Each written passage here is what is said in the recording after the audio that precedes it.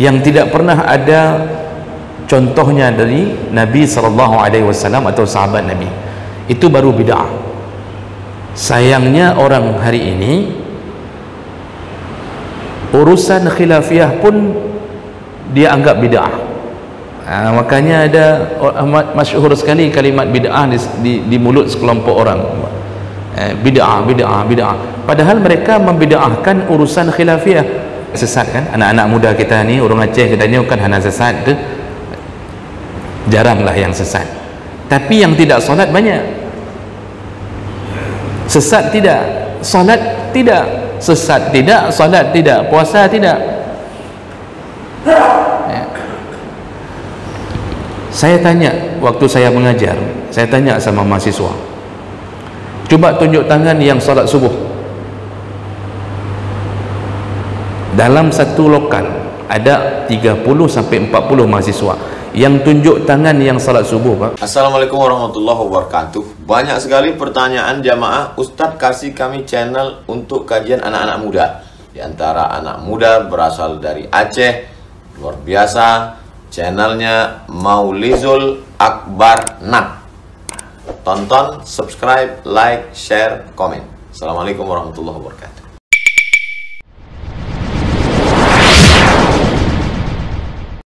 Assalamualaikum warahmatullahi wabarakatuh. Alhamdulillahirabbil alamin. Wa bi ni'matihi tatimmu shalihat. Asyhadu an la ilaha illallah wahdahu la syarika lahu wa asyhadu anna Muhammadan 'abduhu wa rasuluhul karim. Allahumma shalli wa sallim على نبينا وسيدنا المصطفى محمد وعلى آله وأصحابه أجمعين. أما بعد، رب اشرح لي صدري ويسر لي أمري واحلل عقدة من لساني يفقهوا قولي. Segala puji bagi Allah, kemudian salawat dan salam kepada Rasulullah, pada keluarga dan seluruh sahabat-sahabatnya. Ya Allah, muliakan para pengurus masjid, kemudian bapak-bapak dan ibu-ibu jamaah salat subuh yang telah memenuhi undangan Allah, dan semoga apa yang kita lakukan menjadi penyebab dikumpulkannya kita di dalam surga Allah. Bapak Ibu yang Allah muliakan, pada subuh hari ini kita akan bersama sejenak, tidak lama, paling cuma 1 jam. Kita akan membahas, mengambil faedah dari kitabnya para ulama yang disadur dari Al-Quran dan hadis-hadis Nabi sallallahu alaihi wasallam, yaitu yang menceritakan atau membahas tentang langkah-langkah yang dilakukan oleh syaitan tahap demi tahap untuk menjatuhkan anak Adam ke dalam neraka Allah Subhanahu wa taala. Salah satu kitab yang membahas ini yaitu kitab Madarijus Salikin karangan Ibnul Qayyim Al-Jauziyah, salah seorang ulama dari mazhab Hambali. Beliau mensarikan tentang perjalanan tipu daya syaitan terhadap kita. Sebelum itu, Allah Subhanahu wa taala telah menggambarkan keadaan itu dalam surat Al-Hijr 39:40. Allah katakan ketika syaitan telah diusir dari surga, iblis diusir dari surga, iblis berkata kepada Allah, "Fabima aghwaytani la uzayyinanna lahum fil ardi ajma'in illa ibadaka minhumul mukhlasin."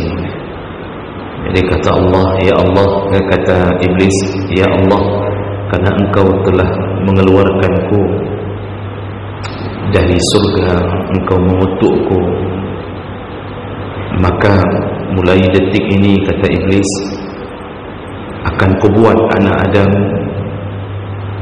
mereka akan merasa perbuatan dosa mereka seakan-akan adalah perbuatan yang baik.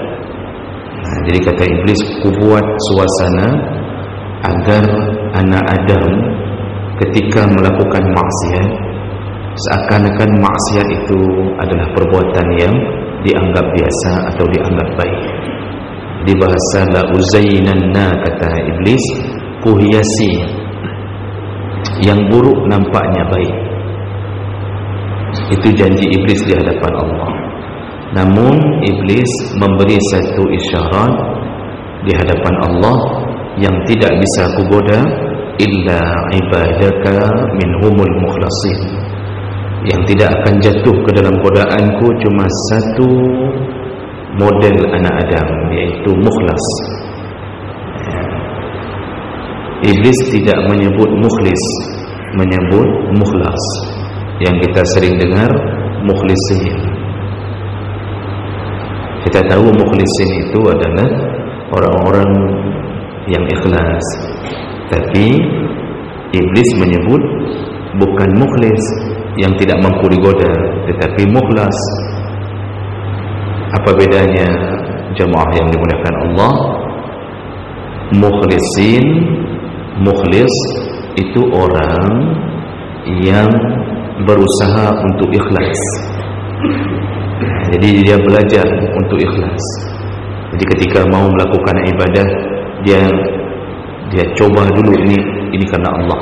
Ketika dia mau sedekah, dia tanamkan di hatinya, ini karena Allah, ini karena Allah. Dia belajar untuk mengikhlaskan, walaupun dalam sanubarinya masih ada sedikit, mekerut-kerutnya masih ada sedikit. Misal sedekah, ya, begitu masukkan uang 10.000 dalam celeng, setelah masuk ikhlas, tapi waktu pulang telah harga bacut, ya, jadi medihkan 2.000 benda, 8.000 lagi sudah satu bungkus mie. Jadi ada kekuatan lain yang mengimbangi ikhlasnya. Ini mukhlisin. Tapi kalau mukhlas, ini bukan lagi orangnya yang berusaha untuk ikhlas, tetapi ikhlas itu menjadi pemberian Allah kepadanya. Jadi mukhlas itu yang diberi ikhlas. Jadi bukan dia yang berusaha, Allah yang telah berikan kepadanya tentang keikhlasan. Jadi ditanam oleh Allah. Dan ini disebut oleh Allah kisah Nabi Yusuf alaihi salam, ya, ketika Nabi Yusuf memuji Allah di balik semua ujian yang dia terima, dia masih puji Allah. Lalu Allah menyebutkan innahu min ibadinal mukhlasin. Yusuf itu salah satu dari hamba kami yang kami berikan keikhlasan. Jadi orang kalau sudah tahap diberi ikhlas, bukan dia lagi yang berusaha, tapi orang itu yang memang sudah dianugerahkan ikhlas. Itu murni ikhlasnya. Itu enggak mikir apa-apa lagi. Mau terima musibah, terimalah, aku ikhlas ya Allah. Mau dapat rezeki, tetap bersyukur.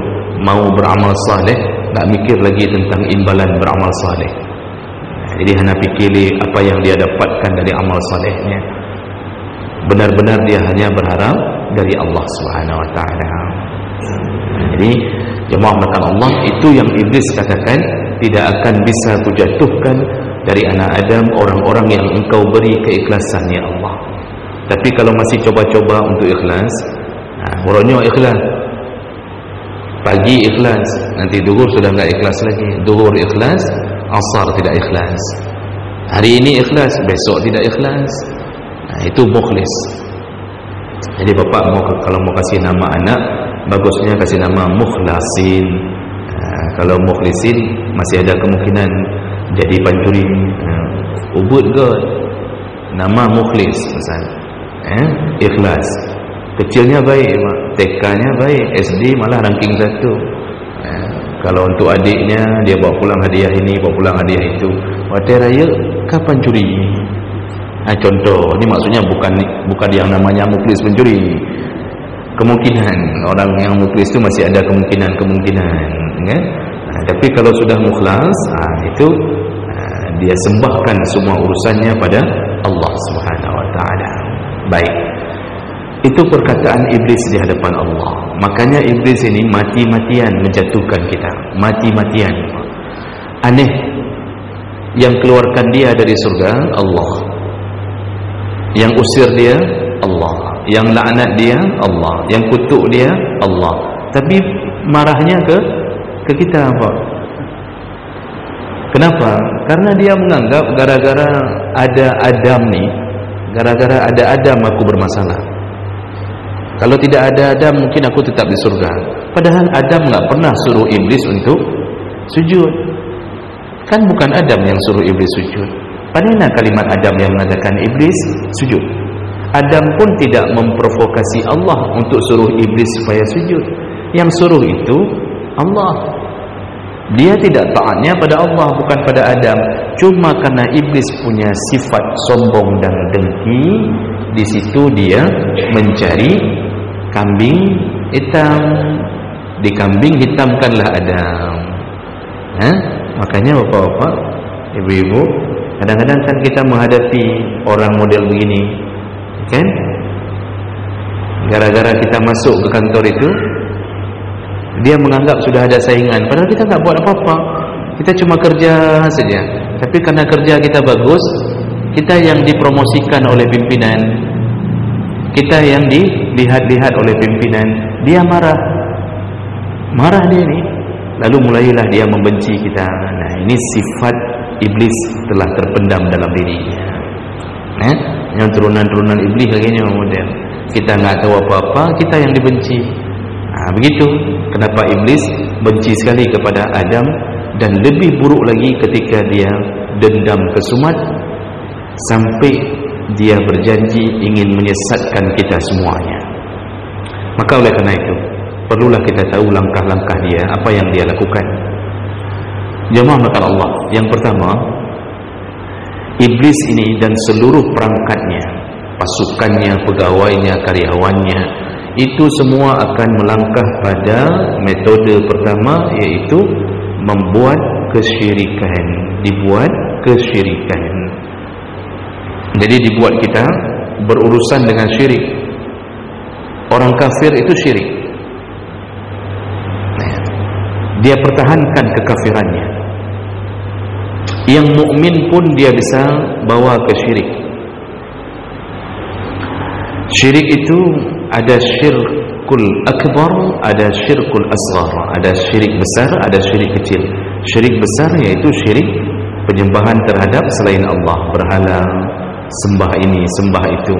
Termasuklah memberi sesajen kepada pohon-pohon, menyembah syaitan, mau buat bangunan, jembatan, sembelih ayam, lalu darah ayam dialirkan di fundamen. Jadi darah ayam disembelih getipruk di atas tempat pembuatan fundamen bangunan itu, dengan harapan semoga tidak diganggu syaitan segala macam. Itu menyembah syaitan. Mendatangi dukun, syirik. Lewat di jembatan selawah lalu mengatakan izin, mohon pamit, tolong jangan diganggu, ini syirik tu. Kenapa minta izin? Ini mau lewat jembatan, minta izin. Nak izin baik nak berkaru kamu, jangan ganggu. Nak izin dong lewat siat mentang ikut kamu nak hambur juga nampu, kata dia. Ini udah kerjasama ni macam setan ni, kan? Apa masalahnya minta izin? Dia telah membesarkan syaitan. Ada Tuhan lain dia tempat rasa takutnya, tempat dia meminta tolong kepada syaitan. Syaitan makin disembah makin besar. Begitu sifat syaitan. Syaitan itu makin dipuji makin besar. makin ditakuti, dibuat acara-acara di TV untuk menyembahnya, buat acara uka-uka, buat acara dunia lain. Itu syaitan besar Pak, eksis dia itu semakin besar ya. Dan itu memang harapan dia untuk masuk TV. Jemaah maka Allah, kadang-kadang kita tidak sadar kita jatuh ke dalam kesyirikan. Syaitan itu punya langkah banyak sekali Bapak Ibu yang Allah muliakan, banyak sekali. Enggak bisa dari depan, dari belakang, dari kanan, dari kiri. Enggak bisa juga, dia akan lakukan apapun, dan dia tidak pernah putus asa untuk mengubah-ubah langkahnya. Kita biasanya terjebak ke dalam kesyirikan. Itu dimulai dengan kebodohan kita tentang dunia jin. Enggak paham dunia jin, jadi enggak pernah mungkin baca kitab-kitab para ulama tentang alam jin, tidak lihat ayat, tidak lihat hadis tentang alam jin, sehingga ketika kita dijebak syaitan, itu yang pernah terjadi. Contohnya nih Pak, yang akan membawa kesyirikan, tiba-tiba anak kita sudah bisa melihat sesuatu yang tidak bisa kita lihat. Jadi dia bicara sendiri di kamar. Ketika kita tanya, adik bicara sama siapa? Anak itu mengatakan, ada teman tadi bicara di situ. Kita sudah mulai, oh ini dia bisa lihat nih.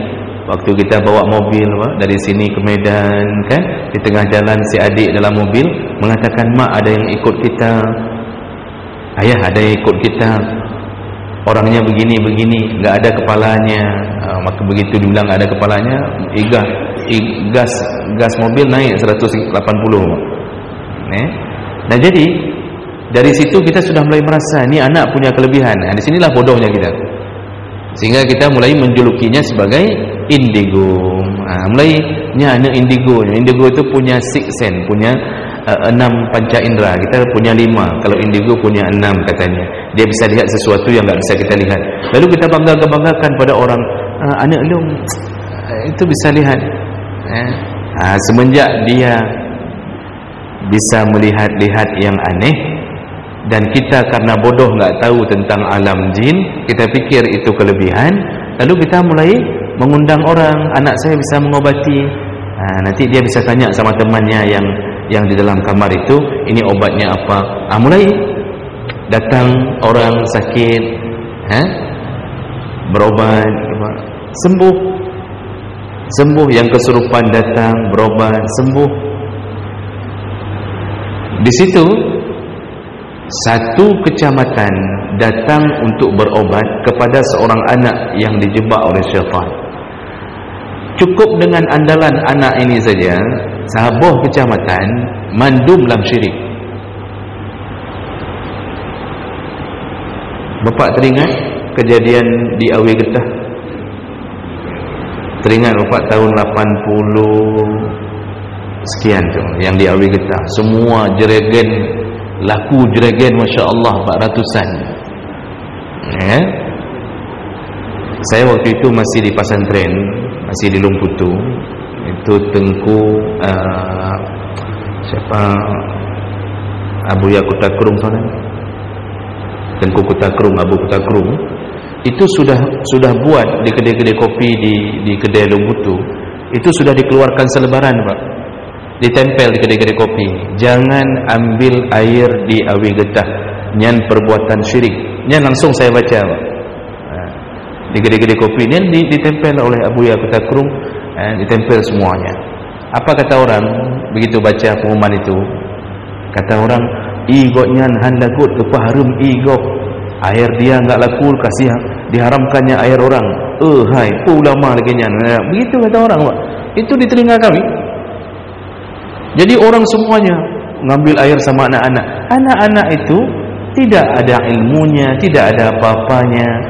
Lalu kita percaya bahwa kalau dia membacakan sesuatu pada air kita, lalu kita begini. Di saat itu kita sudah mulai melihat, seakan-akan tidak percaya. Kita mengira orang Aceh ini akidahnya kuat. Baru ditipu sama satu anak, langsung tiap hari Pak, ratusan orang antri untuk ambil jerigen di Awi Getah.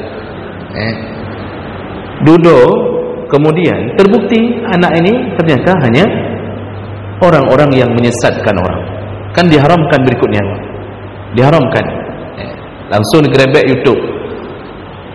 Itu contoh disesatkan oleh syaitan gara-gara tidak faham. Anak-anak yang bisa lihat sesuatu yang bukan biasa, itu bukan kelebihan. Dia harus diru'yah, dia itu harus diru'yah. Matanya telah dikelabui oleh syaitan. Maka ibu-ibu, kalau suami kita bisa melihat sesuatu yang tidak pernah dilihat, itu jangan ru'yah dulu. Mungkin dia ingin kahwin lagi.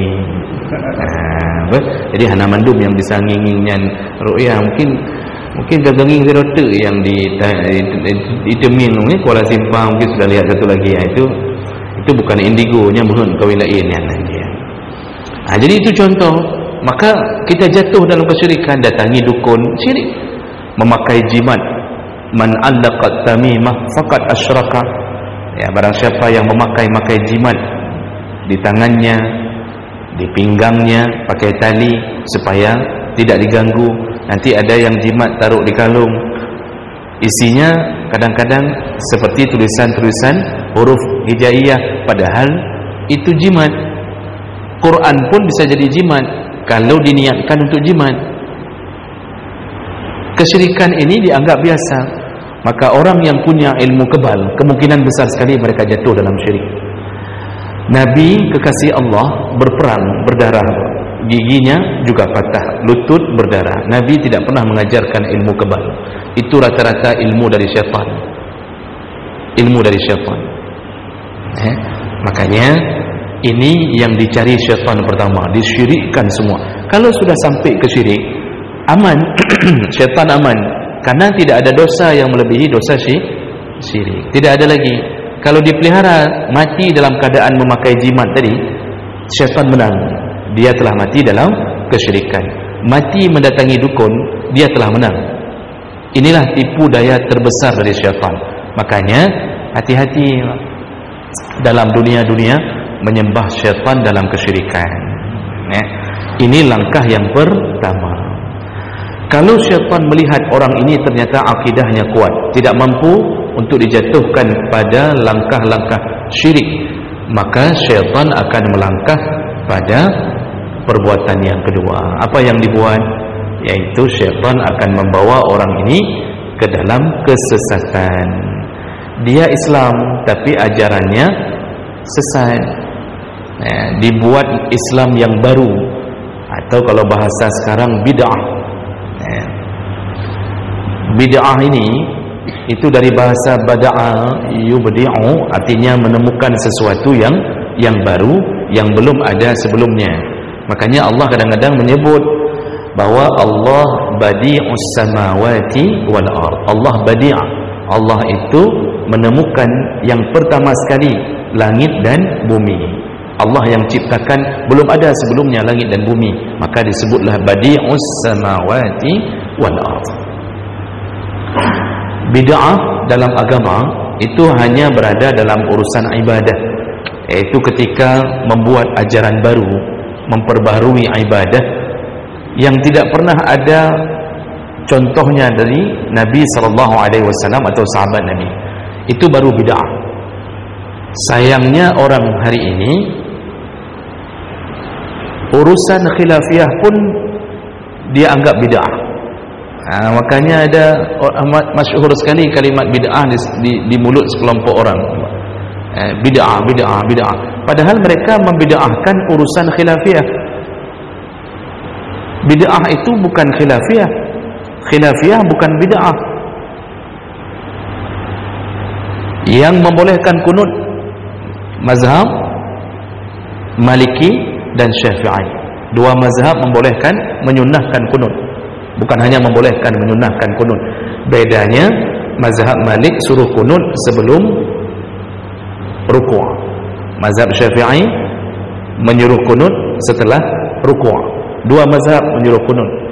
Dua mazhab lagi, Hanafi dan Hambali, itu tidak menyunnahkan kunut.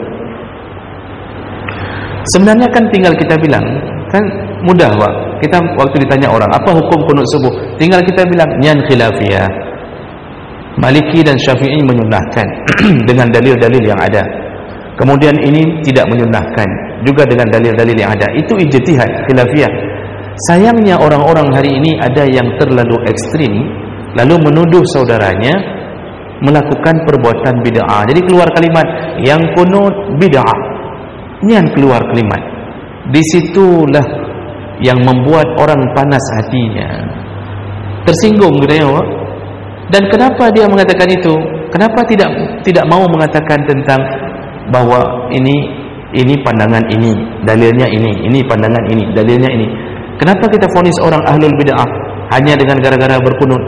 Berarti kalau kita mengatakan itu, karena menurut sebahagian kelompok ini, kalau menurut mereka bid'ah itu kullu bid'atin dhalalah wa kullu dhalalatin finnar. Setiap bid'ah sesat, setiap yang sesat dalam neraka.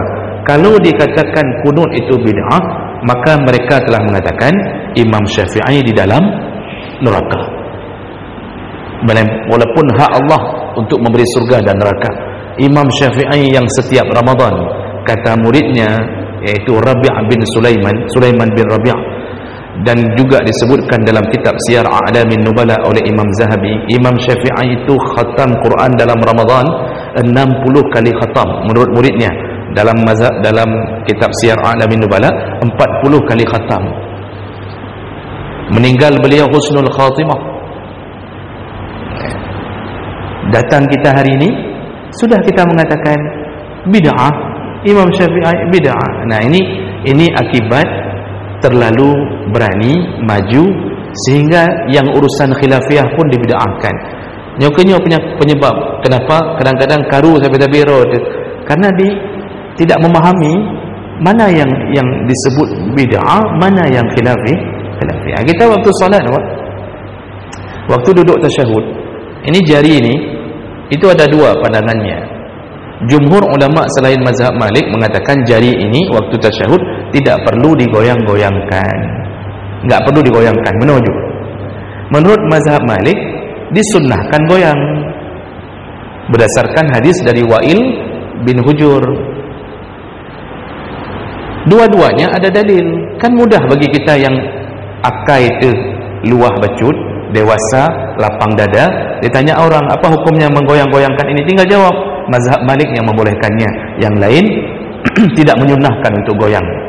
Mazhab Malik pun menyunahkan goyangnya ke kanan dan ke kiri. Mana baca fiqh Islami wa adilatuh, mazhab Malik menyunahkannya yaminan wa shimalan, kanan dan kiri. Jadi bukan begini.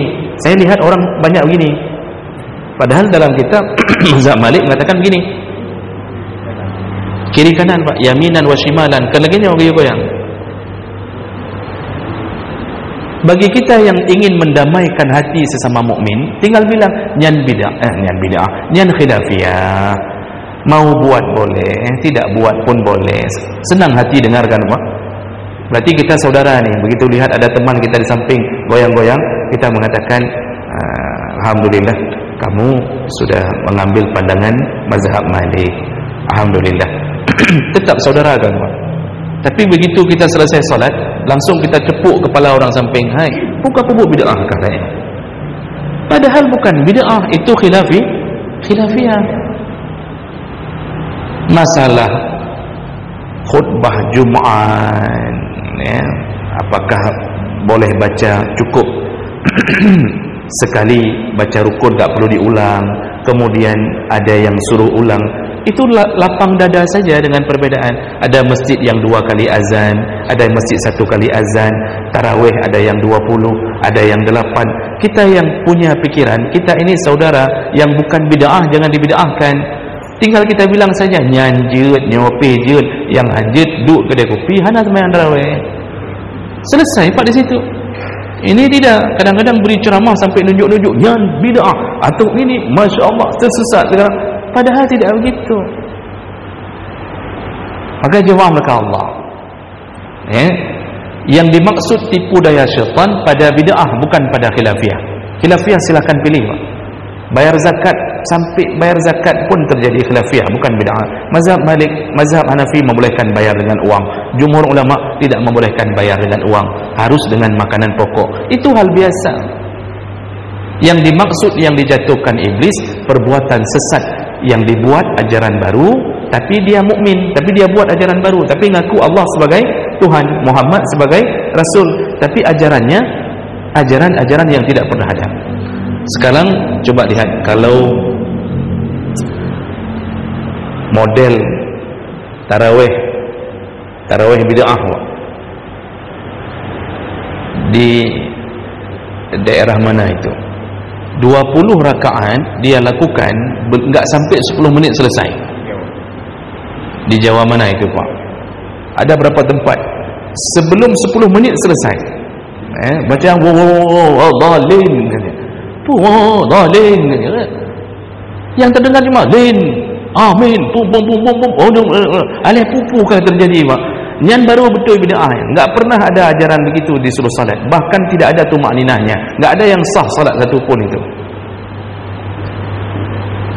Tapi kalau yang model 8, 20, kemudian kalau mau jujur baca kitab, itu di zaman Umar bin Abdul Aziz melakukannya 36 rakaat. Zaman sebelumnya 40 rakaat. Zaman sebelumnya 40 rakaat. Kalau mau kita seandainya mengambil yang 36 atau 40, bolehkah? Boleh. Cuma orang begitu kita bilang, "Nya malamnya dah buat tarawih 40 rakaat." Saya yakin enggak ada makmum satu pun belakang imam itu, Pak. Makanya berlapang dadalah dalam urusan khilafiyah.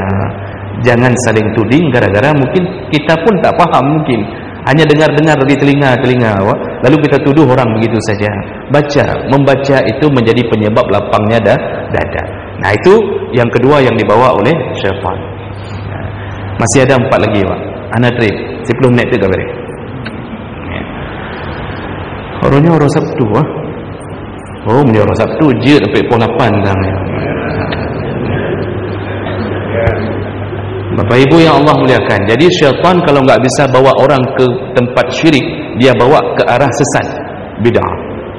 Itu kelompok yang di Padang, yang kelompok Naqsyabandiyah Padang, khusus di Padang ini Pak. Setiap puasa, setiap hari raya berbeda dengan kaum muslimin mencapai 3 hari, 4 hari. Mereka berpatokan menentukan bulan itu dengan melihat pasang surut air laut. Jadi menyoka dingin i laut kapasung yang katruk pada puasa. Menyoka dingin i laut sudah pasang, maka dia menentukan ini sudah hari raya. Berarti sudah muncul bulan. Itu betul-betul ajaran bid'ah. Tidak pernah kaum muslimin memakai seperti itu. Nah, itu yang hati-hati Pak. Nah, baik. Langkah ketiga, seandainya syaitan tidak bisa menjatuhkan orang dalam kesesatan beribadah, maka dia akan masuk ke dalam langkah ketiga. Apa yang dibuat untuk kita Pak? Dia ajak kita melakukan al-kabair, yaitu dosa besar. Orangnya enggak sesat, enggak tersesat, tetapi jatuh ke dalam dosa besar. Nah, ini yang digiring oleh syaitan. Maka dosa besar itu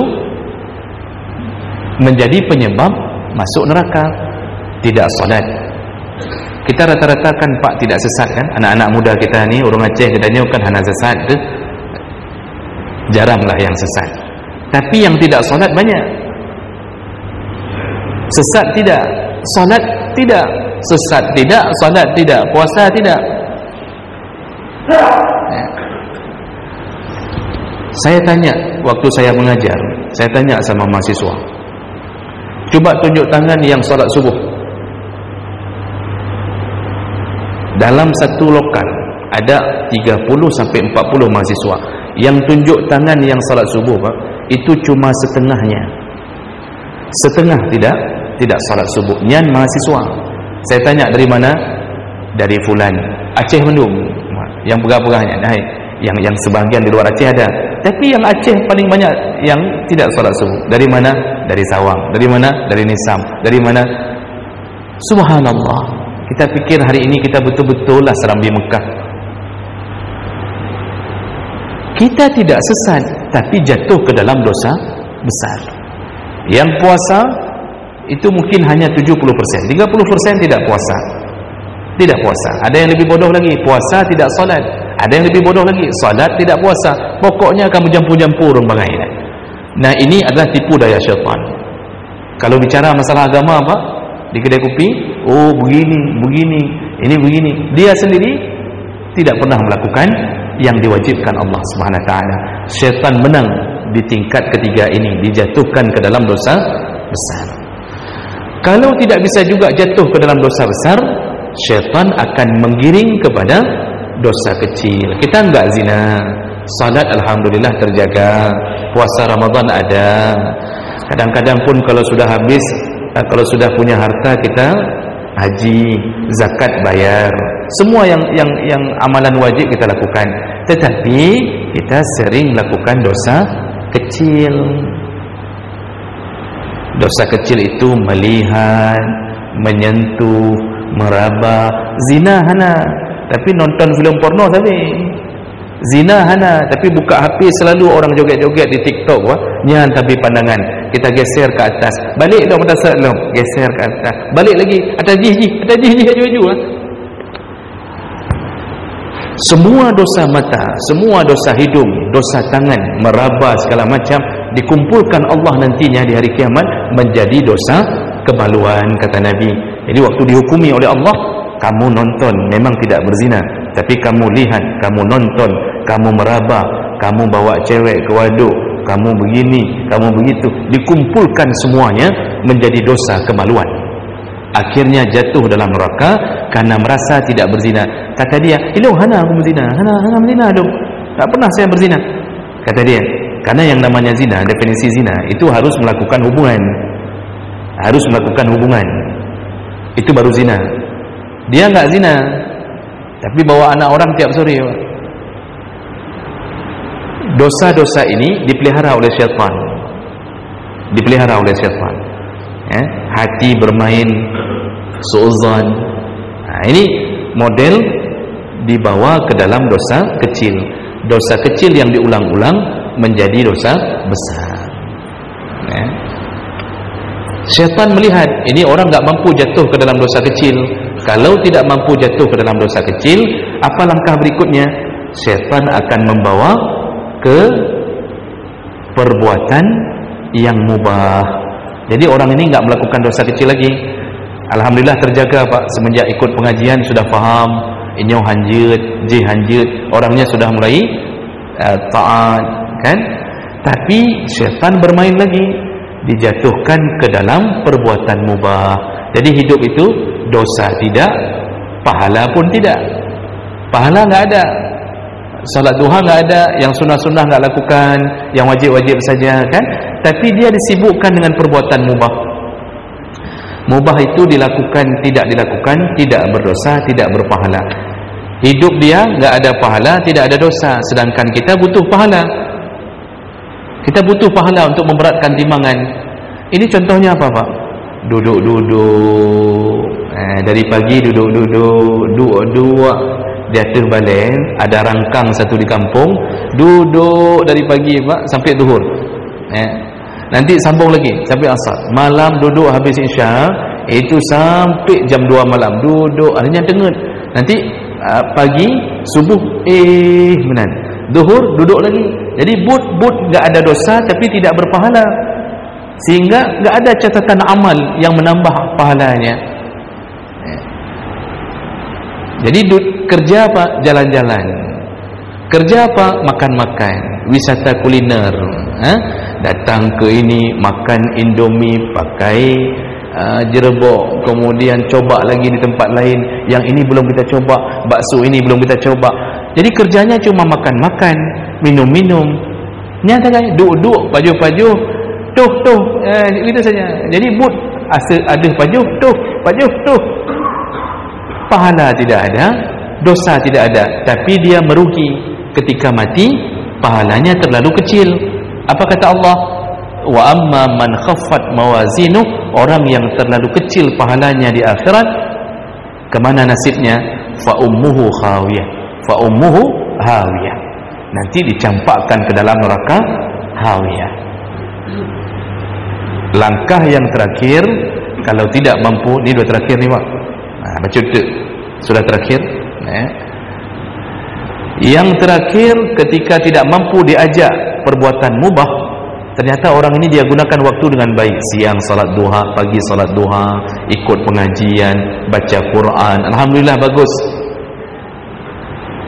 Langkah syaitan yang terakhir, orang ini akan dibuat tidak mengenali mana fadilah amal, mana amal yang lebih baik untuk dilakukan. Contohnya apa, Pak? Salat tahajud 8 rakaat, salat subuh enggak datang, tahajud rajin, sembahyang subuh jamaah enggak datang, bahkan kadang-kadang enggak salat subuh, dia salat subuh di rumah. Jadi kenapa selalu terlambat? Gara-gara tahajud. Ini kan sudah tidak faham mana yang lebih utama. Salat subuh lebih besar pahalanya daripada tahajud 1000 rakaat. Ini dibuat oleh syaitan bingung orang ini. Jadi dia bingung mana duluan yang saya kerjakan. Sembahyang sunnah kuat, sembahyang wajib tidak kuat. Waktu sembahyang sunnah khusyuk, sembahyang wajib enggak khusyuk. Waktu sembahyang wajib enggak berusaha khusyuk. Begitu salat sunnah dalam tarawih khusyuknya minta ampun. Dia jaga betul bacaan imam, ini artinya begini, sampai mengalir air matanya. Lah sembahyang tarawih, sembahyang isya kepalanya terbang. Kan terbang kepala fikirannya. Terbang hana moho. Enggak dia jaga yang wajib, padahal yang wajib lebih dahsyat pahalanya dibanding yang sunnah. Contoh lain, kalau sedekah untuk isteri orang, oh Masya Allah sedekahnya luar biasa. Kalau untuk isteri orang, setiap kali gajian, semua isteri-isteri orang di kantor kita traktir, kita tanya mau makan apa, ini mau makan apa, bakso beranak atau yang ini mau beranak saja, atau yang ini, kita tanya semuanya. Yang ini pakai bakso larva, yang ini pakai telur, macam-macam. Itu untuk isteri orang. Untuk isteri sendiri siomay ke belakang. Jadi dibuat oleh syaitan seakan-akan memberi untuk isteri orang lebih hebat daripada memberi untuk isteri sendiri. Padahal Nabi mengatakan sedekahmu terbaik adalah untuk keluargamu. Kalau untuk anak orang, sini dek, sini nak, sini. Ini ada angpau ni dari angpau, kasih 20,000. Anak sendiri Pak bertuh di clear, teribay kejut.